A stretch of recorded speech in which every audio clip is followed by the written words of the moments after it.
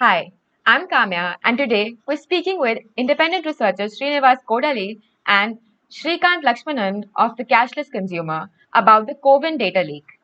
On June 11th, the 4th broke the news that a Telegram bot was leaking information about people who had received COVID 19 vaccination. The bot allowed one to simply enter someone's mobile number and receive details like the person's Aadhaar number, vaccination status, gender, and date of birth. But the government has actively denied that any such leak took place. But the government has denied any leak in the COVID database, which makes one wonder if the information didn't come from the COVID database, then where is it from? Okay, so I'll just start with Shrikant. So, how did you come across the bot for the first time? And what were the inputs that you were putting in to get the results? I was coming across this Malayalam YouTube video put out by the news media Fourth Live, and in which the reporter had actually searched, and she was explaining this in Malayalam, and I could just understand it in bits and pieces. But she was actually kind of zooming in on her Telegram window and showing like what was the bot, and she was basically demoing the bot. And I came across this sometime on Sunday evening, and then I was curious enough to try that bot. First thing I searched the same bot, and I did land up in the same bot. Uh, but when I joined the bot said that you also have to join this one other group. Only after which the bot will start functioning. So that was the group called Hack for Learn, spelled HAK for Learn. Uh, and after that, I uh, joined this bot, and this bot had two options. The bot's name was actually Truecaller for some weird reason. It never said about anything about COVID or vaccination. It just said that enter a name, enter a number, Aadhaar number, or a mobile number, and get the details. And the description also had something related to Bihar State Education Board, I believe, uh, database or mark sheet or something like that. So basically, uh, so when I kind of just started like the bot, I came to know that this is probably uh, one attacker who's got, let's say, two databases, one Bihar State Education Board, and then this other Aadhaar and mobile number. And uh, while the name itself, like say Truecaller, right?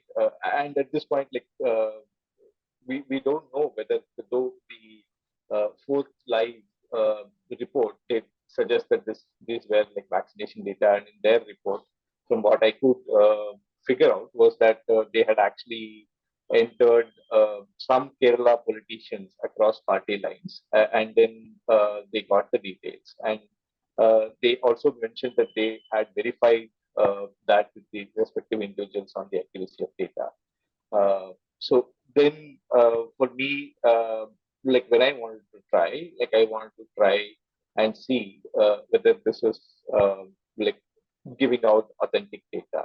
And my first source was basically publicly available Aadhaar numbers. And we all know the R.S. Sharma challenge in which he put out his Aadhaar number. So, and besides that, there are these couple of other Aadhaar numbers that I know of. While doing a story on Aadhaar for Hanuman and a Pakistani spy Mehboob. And this was done way back in 2016. And as soon as that story was done, the UIDs of Hanuman and Mehboob were deactivated. But then, time and again, in every system, and the 2016 story itself was how Hanuman was getting an LPG subsidy. And what I generally do is like use Hanuman on any other system and query if Hanuman is getting other subsidies. And Hanuman has actually got multiple subsidies. So I was having Hanuman's number handy, and I tried. Uh, I said Aadhaar, and then I gave Hanuman's Aadhaar number, and I got a list of five uh, responses. And in the response said a name, a date of birth, uh, uh, a place of vaccination, and so the name was Hanuman in some cases, in some other cases were Pest or something like that. And we've kind of known that the fact that there were these ID theft widely prevalent in the use of COVID. Like there are people saying that I got a SMS for somebody else getting vaccinated, or like my dead parents got vaccinated, or something like that.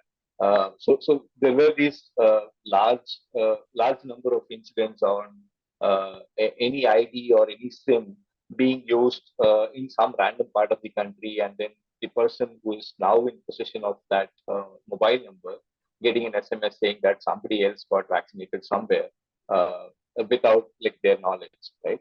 So So, while Srikanth, if I may interrupt, can you detail out what are the data points that you got when you, let's say, put in someone's Aadhaar number or you put in someone's mobile number?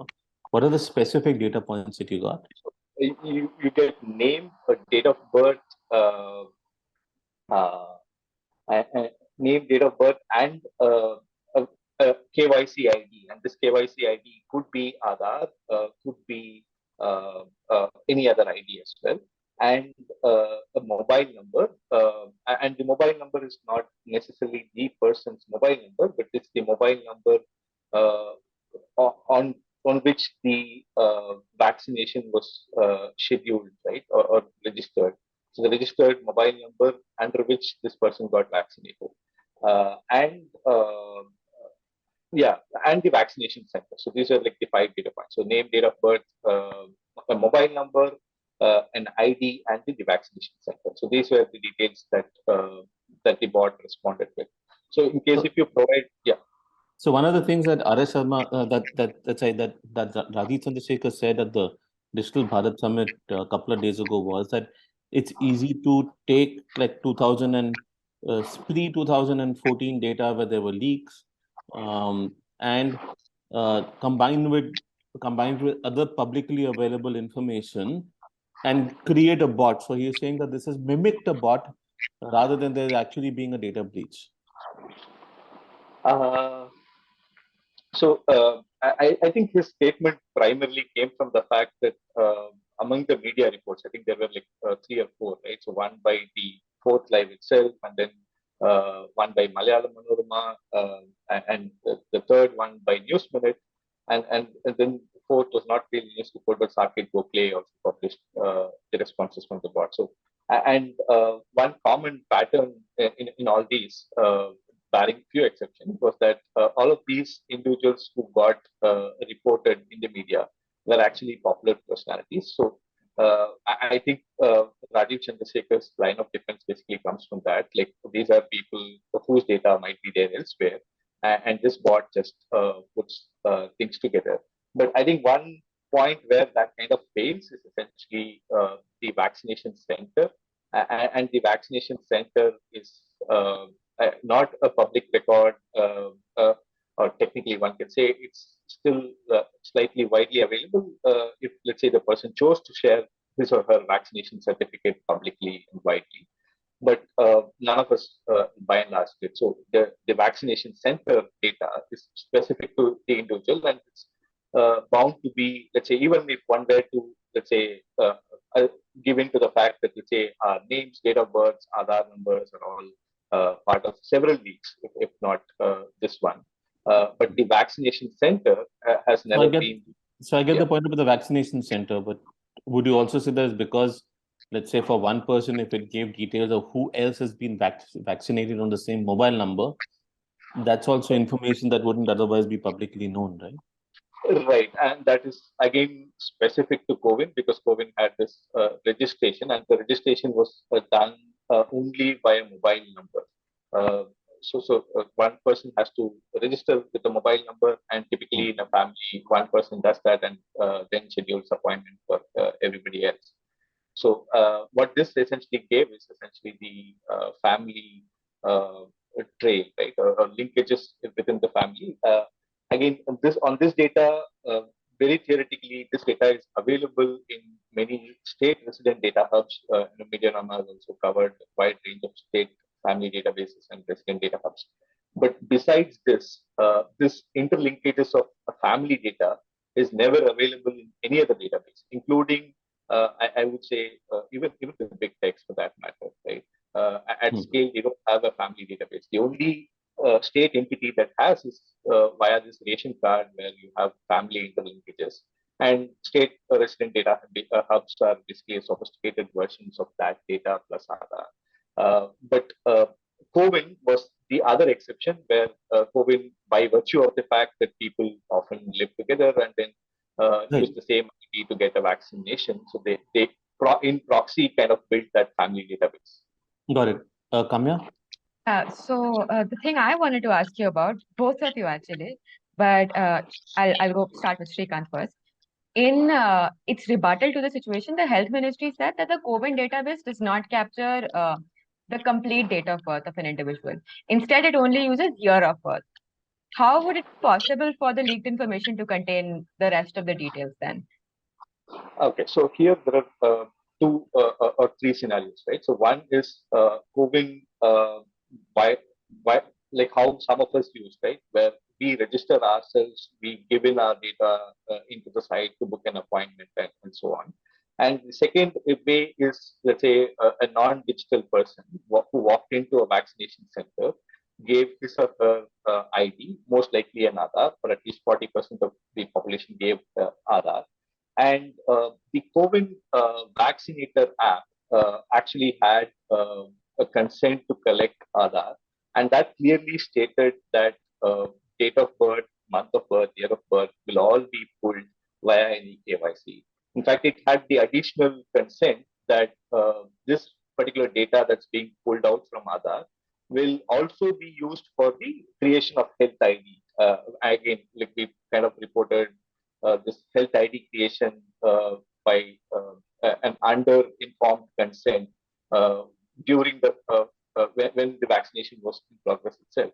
So when the person chooses to use Aadhaar, they basically give they get the COVID system gets the date of birth from the Aadhaar via any KYC. Now, for the others, there is also an interesting case for people, again, on the subset that was reported, for the personality also probably had a need for an international travel. So, COVID, while it gave the vaccination certificates, for it to be accepted internationally, they then launched a new feature wherein you actually upload your passport as well, and then that has a date of birth as well. And you get a fresh, like an internationally accepted certificate. And yes, so this is also another place where the date of birth is captured in full. And even on the others, on a walk-in, if somebody were to produce a voter ID, the voter ID itself is photographed, and with a photograph, it's quite possible to do an OCR and get the full date of birth as well. All of that makes it possible to get somebody's date of birth, complete date of birth. Srinivas, I'll ask you about the rebuttal as well that the government has come out with. So the second point of rebuttal, and I'll just read this straight from the press release. The development team of CoWIN has confirmed that there are no public APIs where data can be pulled without an OTP. In addition to the above, there are some APIs which have been shared with third parties, such as sharing data.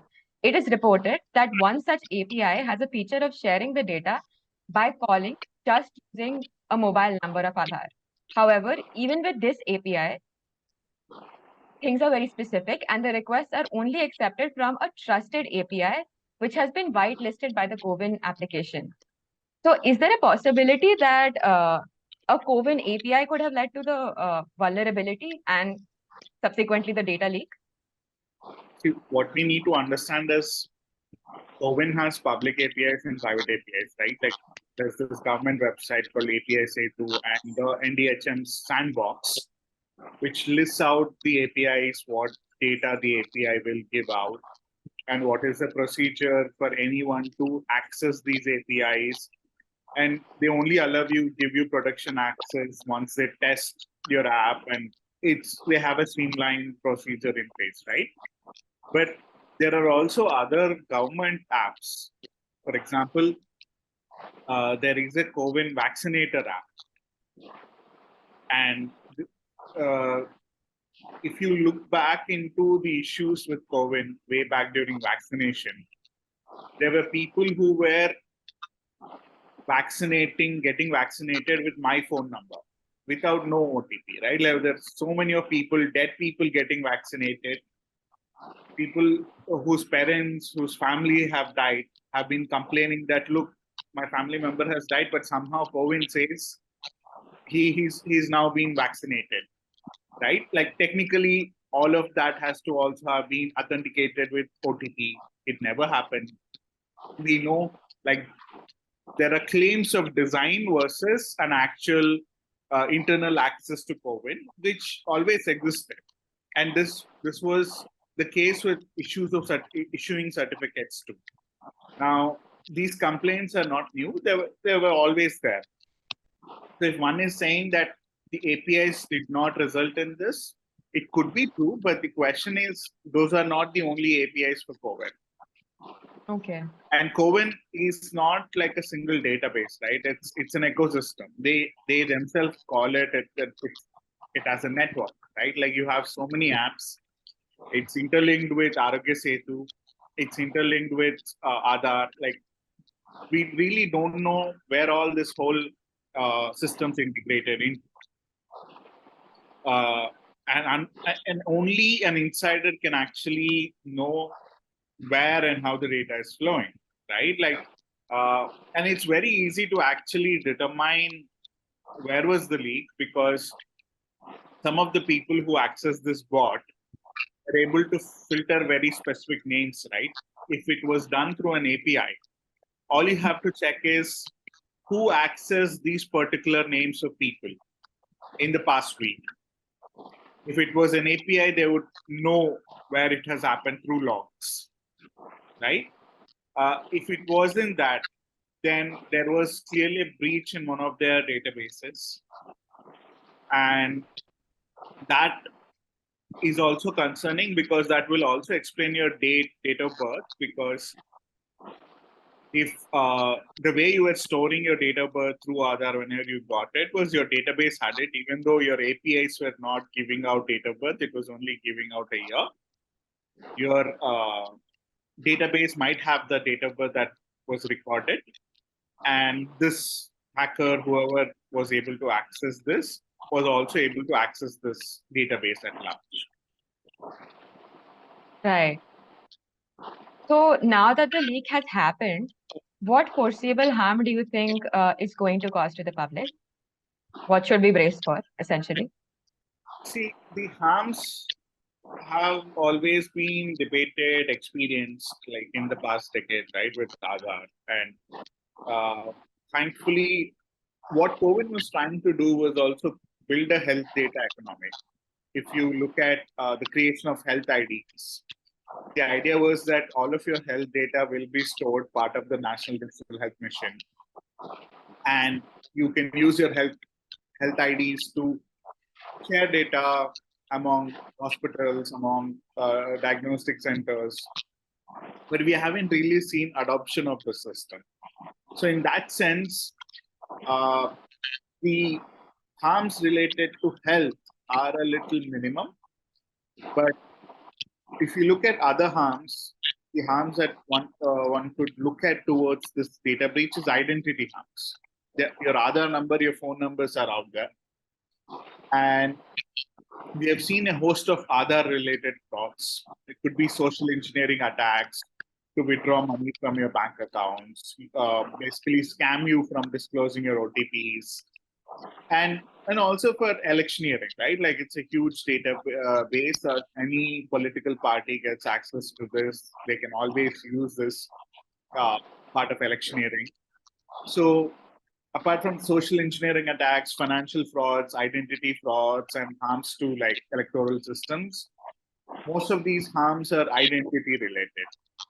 But this breach actually gives us a perspective what else could have gone wrong if large scale health data goes public as well, right? Like, because COVID is that, it's supposed to be health data. In this case, it was vaccination data, but COVID also collected if you had comorbidities. Like if you look at their APIs, they clearly disclose that if the individual has any comorbidities, right? Like now that information being public can also be used by insurance agencies.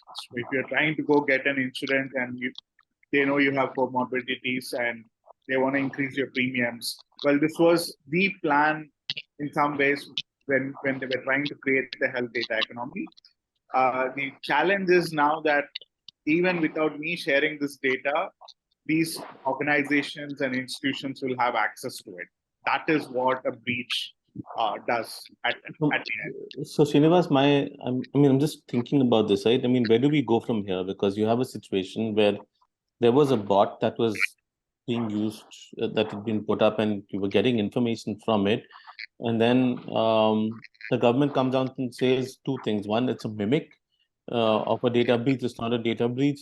Two, and that's what Rajat Chandrasekhar also said, that certain is saying that some of they've checked and some of the data that they've seen is false.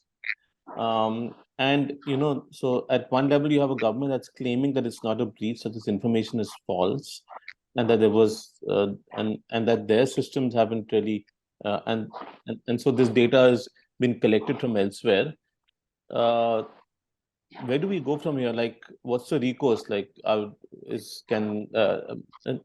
Derek O'Brien has filed a police complaint, but do citizens have any protections? Can they go to, well, can they file an FIR? Can they go to court?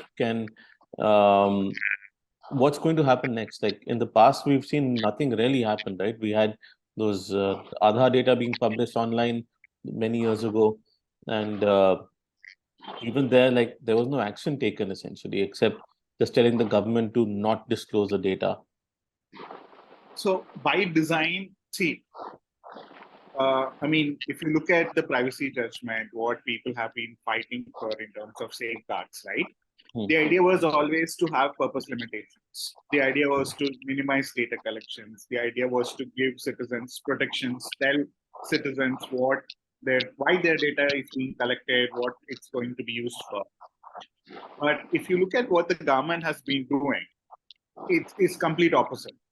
They want to maximize data collection. They want to create a data economy. They want this data to be shared with the private sector.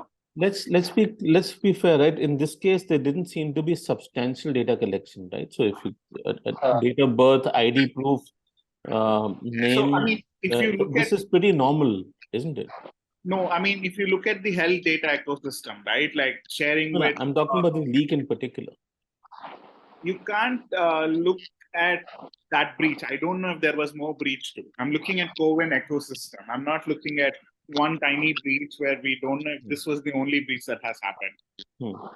Right? So because when we talk about safeguards, we have to look at the whole system. We can't look at one tiny hole. We don't know if it was the only hole. There could have been others. The demand for forensics and safety checks is essentially this, right? So I'm looking at the entire ecosystem and saying what are threats from the ecosystem, and not limiting myself to the breach. I got that. And if it was limited to the breach, then I think that's great, right? The government can come tell us that it was only this and there won't be other harms. These are the steps that they are taking to mitigate it. So in terms of that, what I'm trying to say is that by design, you want this data to be proliferated, right? Like when you try to create a data economy, you want the data to be with everyone.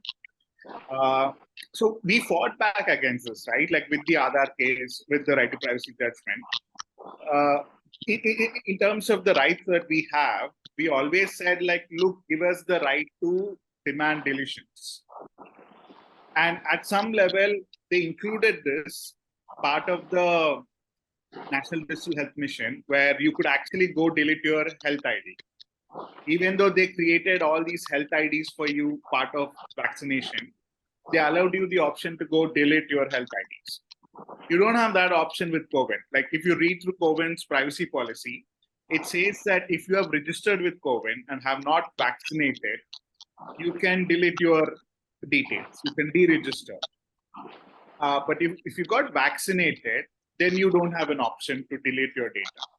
I mean, it doesn't make sense so much now that the data has breached to delete your data, but we're talking about future scenarios, right? Like, because we don't know how much data itself was breached. As you said, if it was very specific to just date of birth, phone numbers, identity data, or other health data like comorbidities were also breached. So I'm looking at the other scenarios too. So maybe this hasn't happened, right? So then give us the option to delete this information. In terms of mitigation, Srikanth, Yeah, just to add, well, I also wanted to check with you, on the politics of this issue, right? This has come out right next to I mean, on the date that the DPI summit was taking place. The fact is that why did someone create a bot where this data was being made available instead of going to certain and filing a complaint? But was there an ulterior motive over here? okay, so I'll come to that. Then I just want to add a point to the previous one. So we got to wrap up so quickly, please. Yeah. Okay. So yeah. So the one thing that I want to say was that Govin also had in its plan to have facial recognition. So back in 21, there was a pushback, and that pushback eventually meant that facial recognition did not happen. Right. So I think this breach or this leak, by and large, sensitized the whole wide section of the society in terms of awareness to these issues. I think that in itself is and to link it back to the politics of this issue, right? That could possibly one of the motivations of the person having this spot, right? Otherwise, as you said, like they could have always went ahead and said to CERT or NCPICC, but the fact that they wanted to kind of put out a bot and then kind of demo it down to the public to kind of create the shock value seems to be the motivations around this. And on the timing front, I really don't know because we already had a COVID global conclave as well. So if it was for timing, why now? Or why not back then? Especially given the fact that much of the vaccination, right, bulk of them ended in somewhere in mid 2022. Most of us got before that. And I want to kind of on where do we go from here on the recourse front? One actually needs to ask ICMR and stuff whether this vaccination data is any more useful, right? Because we've kind of been through COVID. We all got vaccinated maybe 18 months back at least. Is there any significance of holding this data on who got vaccinated then any longer, right? And I think that has to come from the Ministry of Health, and there has to be a global discourse around this as well, including WHO, because vaccination certificates is not just India. India just made it digital first, and then the scale of harms. There has to be a global conversation around: is there a need for having this vaccination certificate? Is it any longer useful? And if not, then there has to be this global call again, since COVID was a global pandemic, and the vaccination mandates were also kind of global in nature. So there has to be a global consensus around vaccination data and then a deletion of vaccination data as well. Right. I think that pretty much wraps up all the questions we had. Is there anything else we can? Yeah. I mean, I think this debate took place at length with Arogya Setu, right? And I believe in one of the parliamentary responses recently, the Ministry of Health said the Arogya Setu data has been deleted, if I'm not wrong.